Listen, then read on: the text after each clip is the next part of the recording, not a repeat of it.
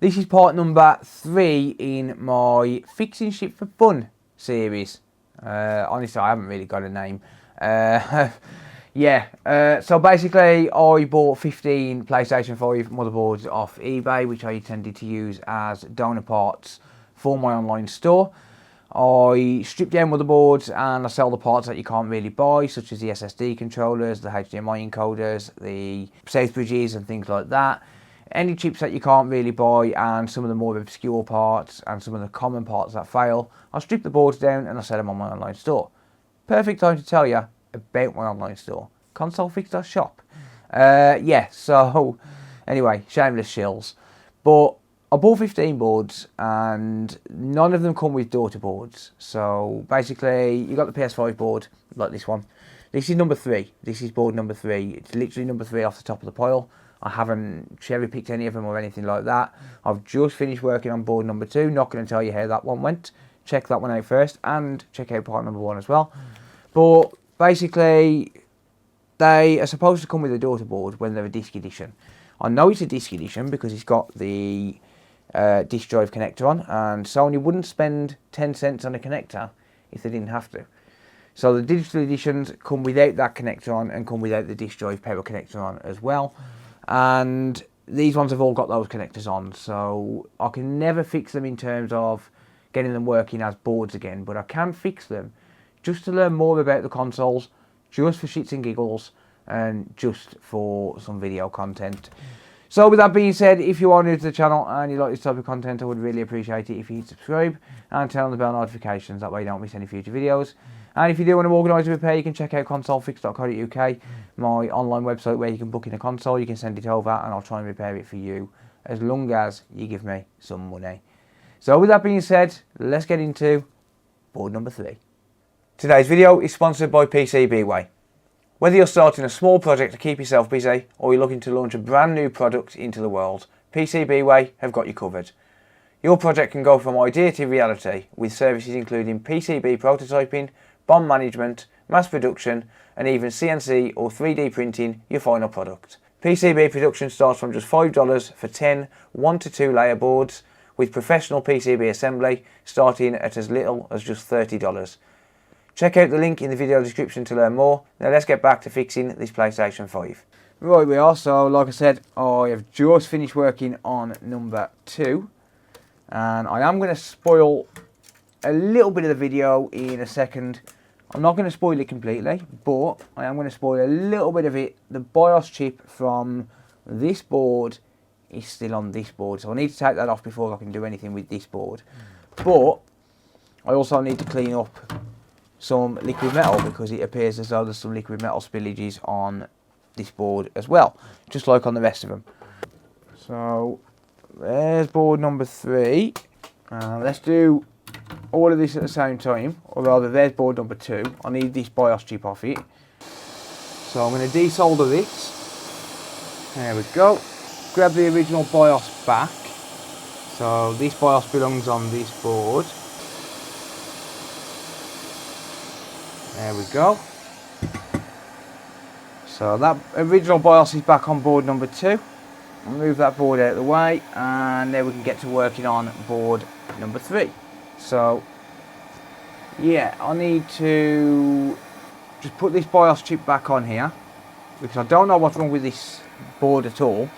I literally have no idea. So I'm going to resolder this onto here and then I can clean up any mess on the board. There we go. So that's retinned with some leaded solder.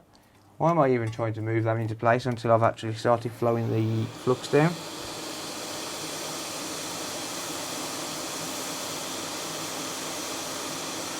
Now it'll move easier.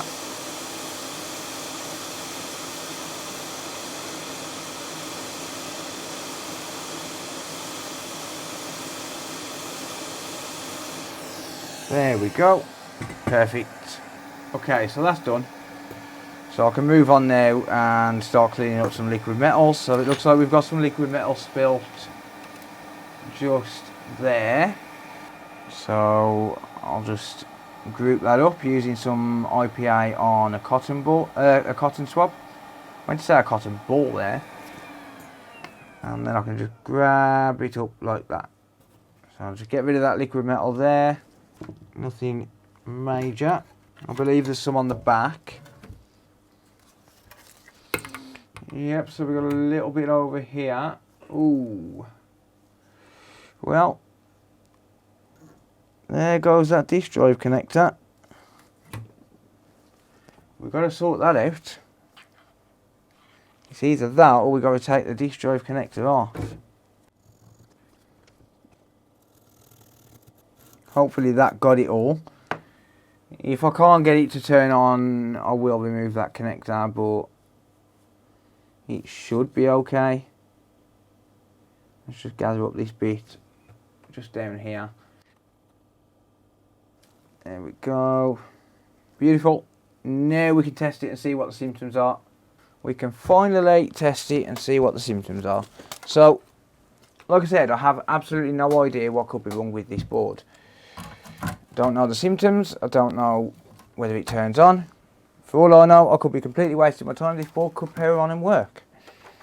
It could have had a disk drive issue. And then I'd have to work on something else for the video instead. But never mind. That's part of the fun, I suppose. Part of the thrill of it. Okay, let's have a look at what's going on then. What are the symptoms here? Whoops. Absolutely nothing when you leave a Wi-Fi antenna hanging around. There we go. And is it going to power on? Ha! Was that really just a liquid metal spill that was causing it, or what? Or does it have another issue? I don't know. I really don't. Let's hook it up to a HDMI. Could have been a BIOS issue. And leaving it turned off, or rather leaving the BIOS chip disconnected off that board for 10 minutes could have fixed it. Right, okay, let's just switch sources. There we go. And ping. No? No display. That's interesting.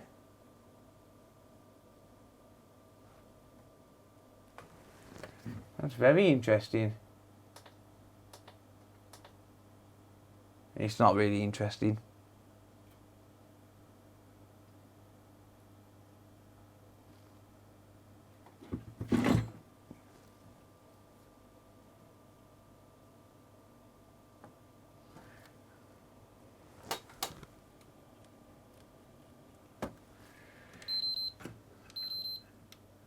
Right, that is actually booted up.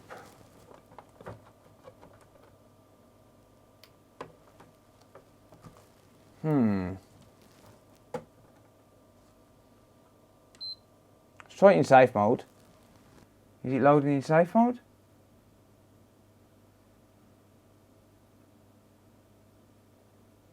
Nope. Nope. Okay. Okay, it's not displaying at all. Has this really ended up as a completely destroyed board purely for the sake of a no display? Let's just have a look at this HDMI port, because looks can be deceiving, especially on the PS5.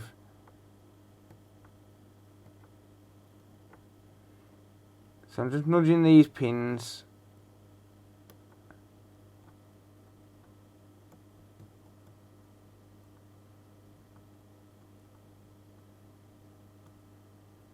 Right, the pins actually seem okay.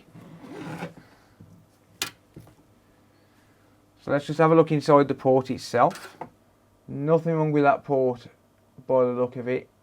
So before I go changing the HDMI encoder, let's just get a diode reading on pins 13 through 19. Actually, let's get a diode reading on all of them. So I'm going to pop my red probe on ground, and I'm going to pop into diode mode on the multimeter. And we get 0.77 there, 0.77, 0.77, 0.77. Notice I'm missing some of the middle pins out. That's because they're ground. 0.77, 0.77, 0.77, and 0.77. So all of these differential pairs are all acting normally. Ignore these beeps now. 0.67. That should be open line, yeah. 0.62. 0.62. 0.47. 0.63. Yeah, okay, so all of those are reading fine. It could still be the HDMI encoder. It very well could be, so I think I'm going to change that anyway, just because it is known to cause no display. So yeah, let's just change that. But that's definitely not been changed before, which I do find a little bit odd, because I know for a fact that the company that do deal with these, that do replace HDMI encoders, they are capable.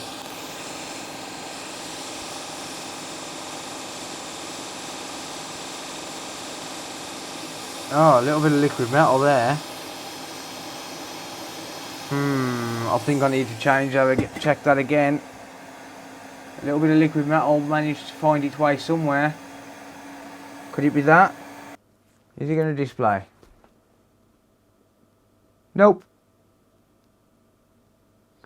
Nope. But it is sending my monitor quite nuts, to be honest. If you look at the screen, it flickers every so often. Or it was. Or is that just... Oh, right, and that's just me. I've got a bad ground somewhere by the look of it. Yeah, I've got a bad ground somewhere. It's just overheated as well. But oh well.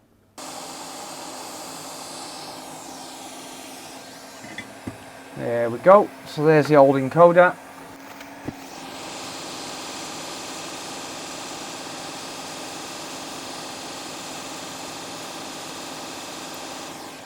And I just realised I was out of focus that entire time. Sorry. Well, it's soldered anyway. Oh well. Sorry guys and girls. That's what I love about the PS5. It's so easy to solder the encoders. You just drop it on and heat up. Like, it's just incredibly easy. Honestly. Anyone could do it. Okay. Booting up. Now, does it display? No, it does not. Interesting. So what is that? A phantom white light?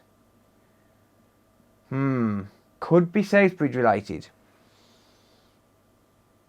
I'm gonna try replacing the HDMI port, just because we're not getting that bad ground anymore though. Look. Yeah, I'm touching that board and it's not causing issues. I mean, when I do disconnect it and reconnect it, it does cause a bit of an issue. Like, it flickers, but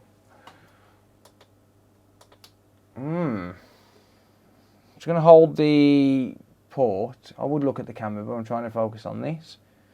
Just going to hold the port in one position, or the cable rather.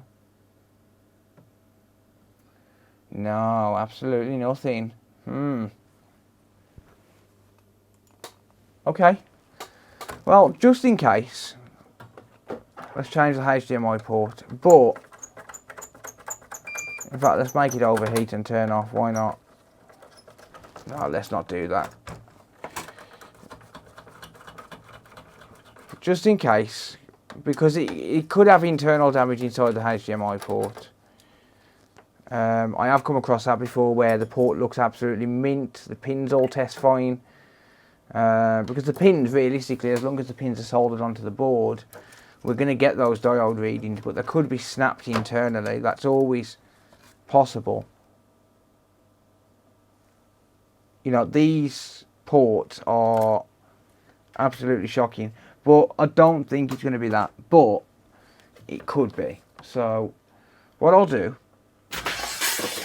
is knock all of my VGA stencils all over the floor, of course. But what I'll do is I'll take this port off, I'll replace it, and if that don't fix it, then I'm probably going to replace the safe bridge, because that's been known on the PS4s to cause like a phantom white light of death, where it wasn't getting 5 volts to the HDMI port. So I'm just going to remove this without a scope. I'll just heat up from the top. I'll go under the scope in a minute though. It's just easier like this.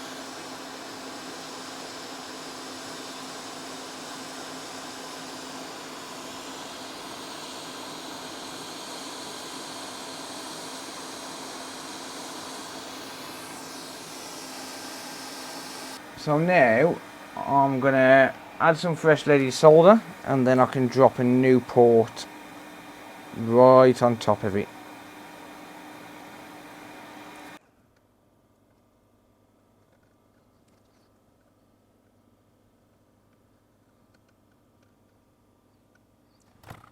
Okay, there we go. I did knock that cap a little bit. Got a little bit too brave, but it's all good. I'm going to grab a new port, and then while I'm doing the port, I'll knock that cap back on. So I've got a port just there, brand new ones. These are the latest revision ports. I'll sell these on consolefix.shop. So, latest revision port, these are the better quality ones. I'm going to heat up from underneath the board. I'm going to try not to burn myself.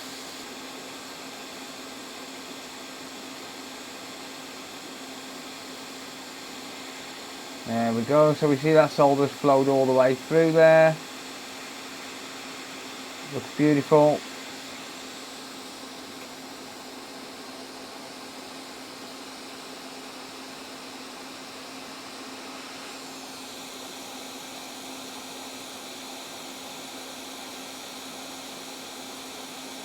Damn it, I let go too soon.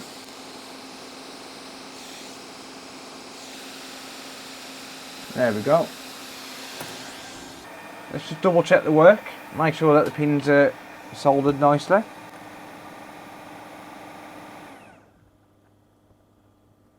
Perfect. Absolutely perfect. Just clean up. So I use a bit of IPA with a toothbrush. Just clean up this flux. I do try and make a habit of cleaning up as best I can, even when it's a board that I'm never going to be reusing as a console. Clean inside the port as well. There we go. Beautiful. Perfect.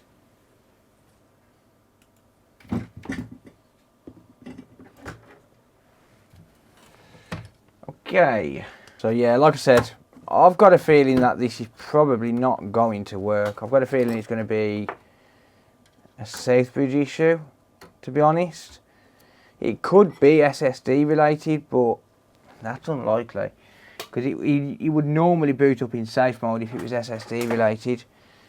So yeah, normally we wouldn't get a black screen of death on an SSD, or with the SSD. You do on the Xbox, but not with the, as far as I know, not with the PS5.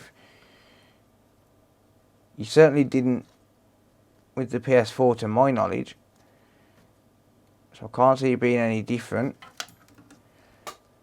But then again, I have also had black screen of deaths in the past, which I couldn't solve. So who knows, maybe. Let's give it a test. So I've got to have it on this side cam because PS5s have got HDCP, which is high definition content protection, and it stops me using it on the capture card. So it sucks, but it's just the way PS5s are. Same as PS4s.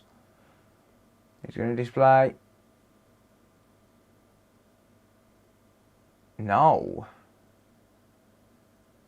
Okay. Well, that's strange. That's very strange. Alright, well, I guess I'll carry on with this tomorrow. It's nearly 4 AM. In fact, it is. It's 1 minute past 4, so yeah, I'll carry on with this tomorrow. Right, okay, it's the next morning. I am completely sleep deprived. I've got about 3 hours sleep, but what better time than to change the south bridge on this thing. So one thing I did do last night after I paused the video was I switched the HDMI cable to one for my TV. So I just wanted to make sure it wasn't the monitor that was acting up, but no, it's not recognised on the TV either. I'll just show you that now. Yeah, so we've had the display on for 30 seconds and absolutely nothing. Showing absolutely squat. I'll give it another 20 seconds or so, but it's not going to display. I did try it last night. So it's had a new HDMI port, it's had a new encoder, and still the same, still no display. So I think it could very well be the south bridge. Nope. Okay, so let's just shut it down. It's actually booted into the dashboard, so it is definitely turning on. I can tell it's booted into the dashboard because it does a proper shutdown when I press and hold the power button. So yeah, it's definitely in the dashboard. So the console itself is turning on absolutely fine. I will check the HDMI filters because I never check those. I'll make sure we've got no shorts against them. Right, okay, so let's just check a few of these things then. So, unlike the PS4, we haven't got any fuse on the PS5 as far as I'm aware, but we have got some diodes which I can check. So like I said, I have checked them in diode mode, so I don't think it's going to be those, but yeah. So I'll check the diodes, I'll check the filters, and then we'll take it from there, I guess, and see what's going on. So multimeter in diode mode with red probe on ground.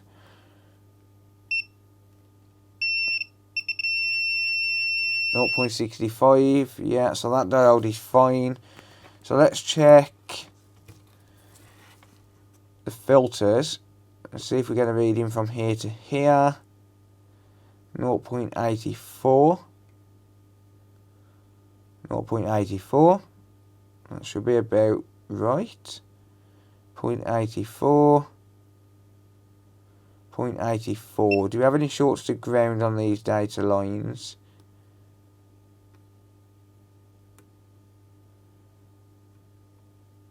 No.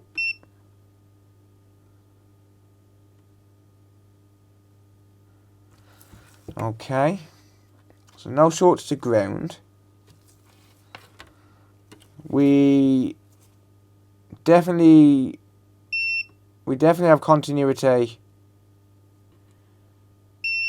across these filters. Otherwise we wouldn't get a reading at the port.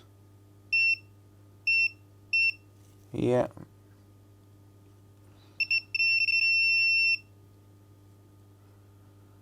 Yeah, so all of that seems to be working fine.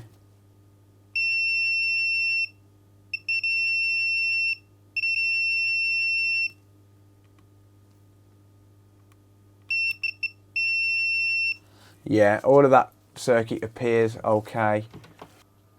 So I think given the fact that everything else checks out okay, I'm going to replace this south bridge and see if that's the cause.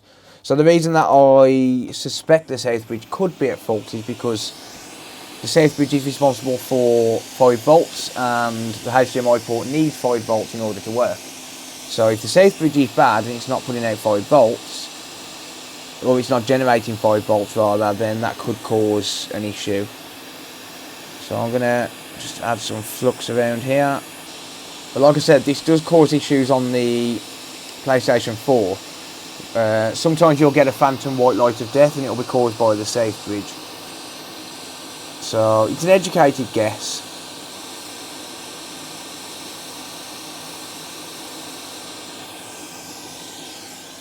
Okay, there we go.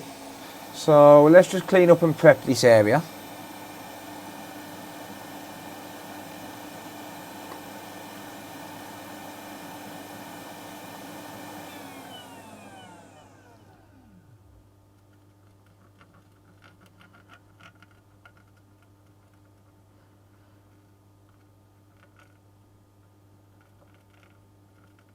I'll just run some leaded solder over there, just lower the melting temperature.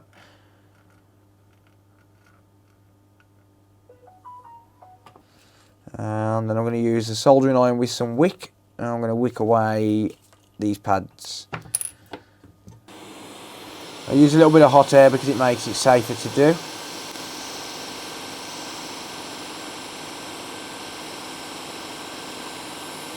So the reason I use hot air is because it adds more heat to the area and prevents us from tearing pads. Not that it's likely that we would tear pads, but honestly BGA trace repair just isn't fun. So I'd rather just do everything I can to prevent it, and there's nothing in the area which is going to get damaged by a little bit of heat. We've got the BIOS chip and the clock chip, but that's about it. And they're not really very sensitive in terms of heat.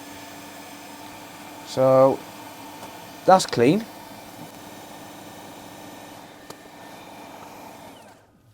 I'll just clean up with a bit of isopropyl alcohol.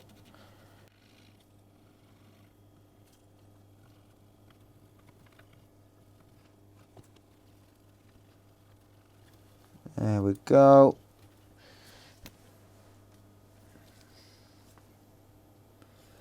Final scrub with the toothbrush. Get inside all of the little gaps. And that is ready for a new chip.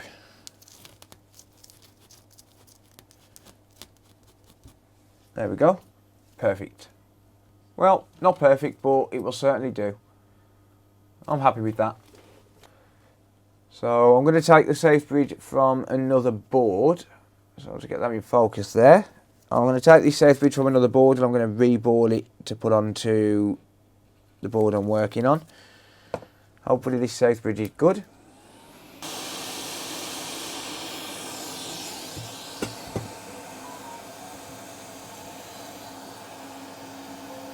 Okay, there's a donor chip ready. And again, it's the same process as with the board. It's going to need cleaning up, and then once it's cleaned up, I can put some fresh solder balls on. And then it'll be good to install on the board we're working on. It shouldn't take too long. It's a fairly straightforward process because I'm using specialised jigs, which of course you can buy from consolefix.shop. These jigs are absolutely brilliant. And not just because I sell them either, they really are such a time saver. And you'll see why in a minute. So this one, as you can see, is a perfect fit for this chip.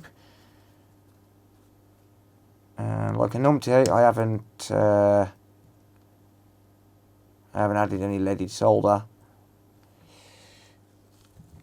Don't add leaded solder while it's on the magnet. As you can probably tell now, it's got a magnet on it.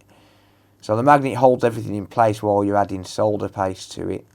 Makes it so much easier. Let's move that wick out of the way.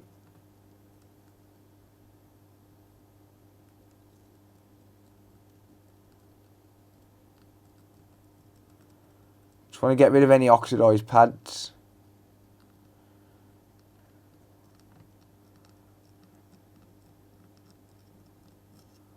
There we go. And now I can wick it away.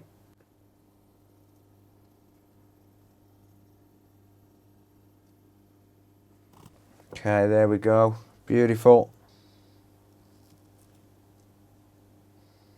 And do that once more.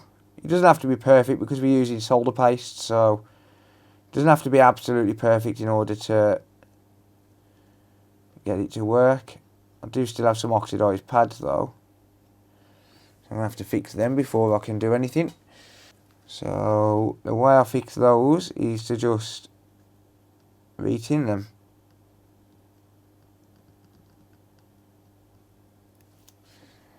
And of course then they don't want to re-tin. So let me just warm this up, get rid of this burnt flux.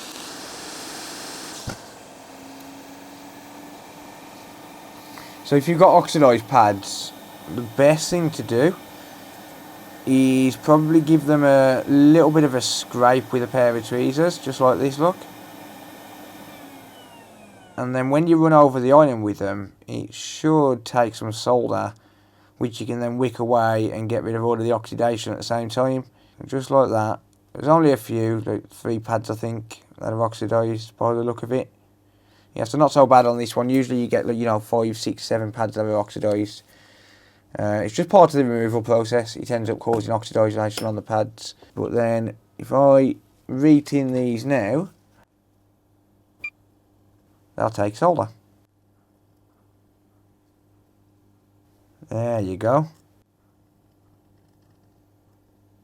Perfect. So all of those pads that were oxidised, damn it, you can't even see. Sorry guys and girls. Oh, I'm such a noob. Never mind. Not really a lot I can do once I've already done it. So, yeah, it just gets rid of the oxidation, and then when you wick it all up, it'll come back nice and clean.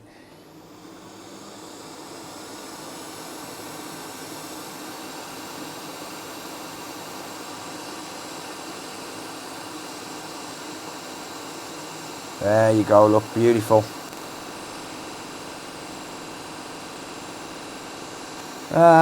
Perfect. That's good. We're good to go. I need to let that cool down for a second because it is pretty hot. It doesn't take long for heat to transfer when there's nothing like a ground plane around it. If I drop a little bit there, you'll see it's pretty darn hot. Just slowly introduce some IPA to it.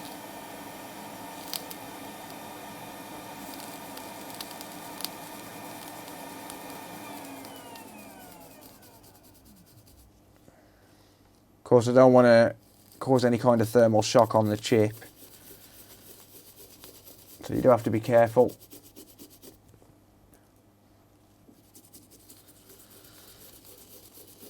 Alright, I think we're good to go there. Cool down the chip a little bit more. And then dry it off. That's perfect. It's ready to go and absolutely clean. Nice. So back on the plate you go. We need to get this in the right orientation. So that's going to be that way. There you go. Whoops, stuck to my finger. So as you can see, it sits nicely on the plate, and then what you do is you put a magnet on it. So I've got a big magnet here. This big magnet is specially designed for this particular chip as well. And then if we just slide that on, oh no, hang on, we forgot the actual plate, never mind. I've got the stencil, so the stencil drops on and lines up perfectly, see that? Beautiful. And then you just slide the plate on. And as you can see, this is designed specifically for this exact chip. So, yeah, it's a very good little stencil. I've got a little bit of debris somewhere in between there. Don't know if that's on the chip or not. Yeah, it is. It's just on the chip. It's fine. It's not actually debris. I think it's flux. That didn't quite clean up. But it's fine. So what I'll do then, I'll get some solder paste. I use ChipQuick SMD 291. It's pretty good stuff. But I use ChipQuick SMD 291 because I think it's got the perfect mixture of flux and paste, or flux and solder. So I always let mine dry out, so it might seem a little bit foreign to you with how this solder paste behaves, but trust me, I do it deliberately. It's not that my solder paste is bad or gone off or anything like that. Solder's been in the ground for thousands and thousands of years, millions of years. It's not going to go off anytime soon. It's just that the flux dries out. So what I do like to do is, the solder paste is, as you can see, fairly hard and not looking very good. But if you just warm it up a little bit, it will go back to normal as soon as that paste starts to dry, starts to loosen up. As soon as the flux starts to loosen up, rather. Just a little bit of heat. But I do intentionally dry my paste out. In fact, I've got a brand new tub which I've had open for the past couple of weeks, and it'll be open for another couple of months until I need it. because I like it when it's dried out. So I'm just going to spread this like it's butter on toast. I do have a bigger spudger than this, but can't seem to find it. Well, not spudger, spreader. I've got one that's the perfect size for this. That being said, this one will do. So you can see I'm just trying to get solder evenly spread inside all of the holes. I'm going to spin this around a little bit. Do it from the other direction. Not that it matters. Spread it like butter. That should do it. Let's just clean up. Get rid of any excess. Beautiful. That's going to do it nicely. So I'm going to put a nozzle on my hot air gun so as I can focus the heat. And I'm going to set my hot air at 360 degrees Celsius. Now this is going to take a little while longer than it would for most people because I've got a really low hot air temperature. I'm at 20% airflow. I've got a really low heat and I've got a really low airflow, and I've got my hot air gun offset by negative 10 degrees. So in reality it's more like 350 degrees Celsius. So I'm just going to slowly warm this up from a distance. So you'll see this flux start to come through. And then once I feel like it's warmed up enough, I can start to focus on one spot. So I don't want it to heat up in one spot too quickly. That's why I'm trying to evenly distribute the heat. Here we go.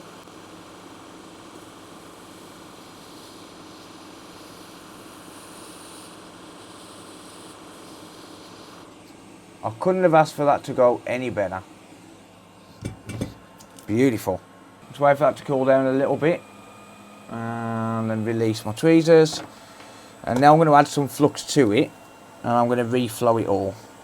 So I'll just add some flux there. Let that spread out evenly. I'm going to go to 400 degrees Celsius now. Don't forget I'm on negative 10 offset. But my hot air gun is set at 400, so that's what I'll read out. And I'm going to go to 30% airflow. And I'm just going to reflow this with some flux on there.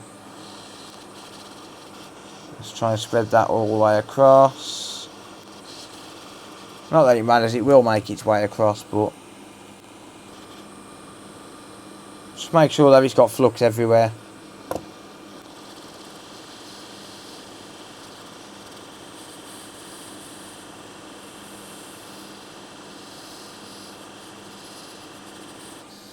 Beautiful. And now I'm going to clean up the top of the stencil before it dries up. It's a little bit hot at the moment though.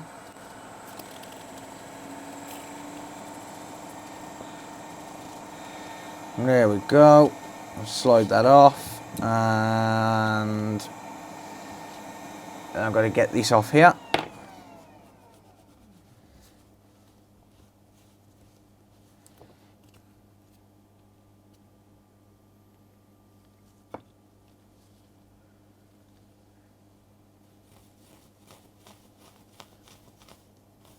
I'm just cleaning the stencil as I go along, just make it a little bit easier for the next job.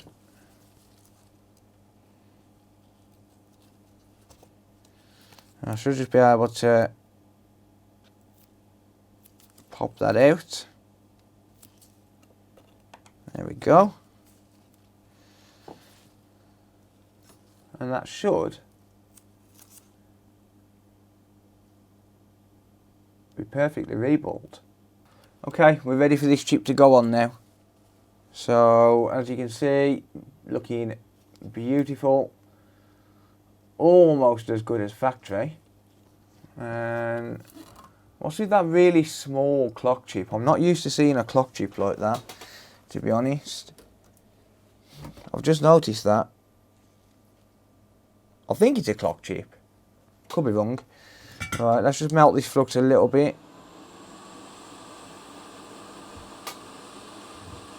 Spread it out. There we go. Let's make sure we get this the correct way. I know of a YouTuber who installed one upside down a few weeks ago. The coder. Sorry, my bad. Bit of a chesty cough. Right, okay, there we go. That is nicely lined up. So you might notice I gave it a little bit of a wiggle, and that's because that tells me that it's in line when it doesn't move. And look at that, perfect. First time. So you can see where it's lining up with the balls on the chip, where the pads are lining up with the balls on the chip.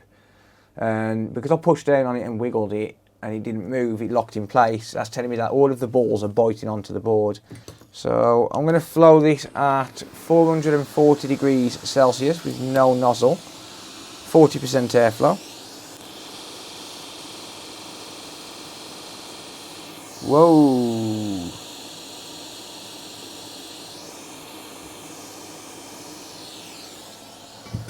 That weren't meant to happen. Luckily none of that solder flowed then. Ouch, chip's a bit hot, I'm going to have to wait for that to cool down before I put it back on. So I'll give it a minute. Right, that should have cooled down enough now. I just need to make sure it goes back into position. So you see how that locks in? That's what I was talking about. That's how I know it's in place. But I always like to check it on an angle as well, just in case. Yep, that seems locked in. Not sure what happened then when it moved. It doesn't normally.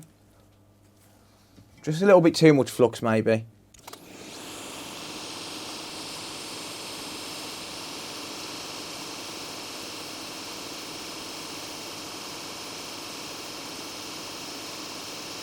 Okay. And that's starting to sit down. I'm expecting that flux to just pull under in a second and then splurge back out.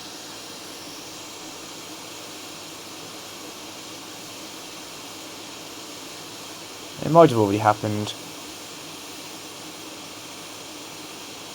Yeah, that's soldered. Perfect. Absolutely beautiful.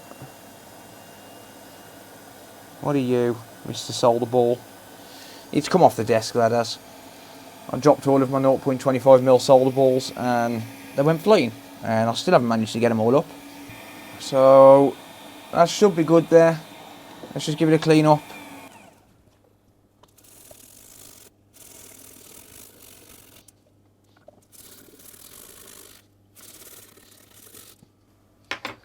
Okay, that's nice and clean.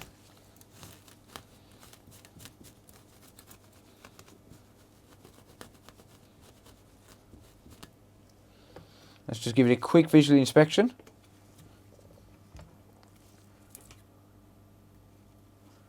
And yep, I'm happy with that. It's come out nice and clean. No flux lying around anywhere. Perfect. Still sending it doolally. It won't switch between sources. So it's still stuck on HDMI 1 and it's just flickering between. Well, it's flickering on HDMI 1 and then flickering back off, and it won't let me change it. Very, very odd. Right, I've got the HDMI cable that goes to the TV without the splitter on. So I know 100% it was at least picking up and showing PS5 on the TV with this last night. With just this cable. Is it going to turn on now? Haha, no. Well, I think it's time to give up on this. It could very well be something APU related at this point because I've changed everything else. It just doesn't make any sense how it wouldn't put out a picture. It's had a HDMI port. It's had two, well, technically three encoders if you include the other one. It's had the South Bridge done. It's definitely putting out 5 volts on the diode on the back. On the back of the port, so it's getting 5 volts and it's picking up on the TV as well. So yeah, it just don't make much sense as to why it wouldn't put out a picture unless the APU is not sending any video signals. If that's the case, it's not really fixable in my opinion, as far as I know. I will keep this board to one side though, because it could be a candidate for an APU transfer. You know, take the APU off and put an APU off another board onto it, possibly. I don't know. But yeah, that's going to be it for this video. Thank you very much for watching. I'm sorry it was a waste of time. Board number 3 has beat me. But yeah, if you do have any comments or questions, let me know down in the comment section down below. I'll always do my best to read and reply to as many as I possibly can. If you do want to organise a repair, they don't all end in failure. So check me out, consolefix.co.uk. You can book in the repair, or you can get in touch if you've got a question about the repair as well. You can buy parts and supplies for these consoles as well as other consoles at consolefix.shop. Make sure you check that out if you're looking for any parts and supplies to repair your own console or to repair consoles for your customers as well. But with that being said, unfortunately, this one has beat me. Hopefully, number 4, we get some success. So it's 2 down, 1 success. Or rather, 3 down, 2 fail, 1 success so far. But, yeah, never mind. Hang on, is it 3? Yeah, it's 3. Yeah, alright. Well, never mind. Thank you for watching. Until next time, see you later. Bye for now.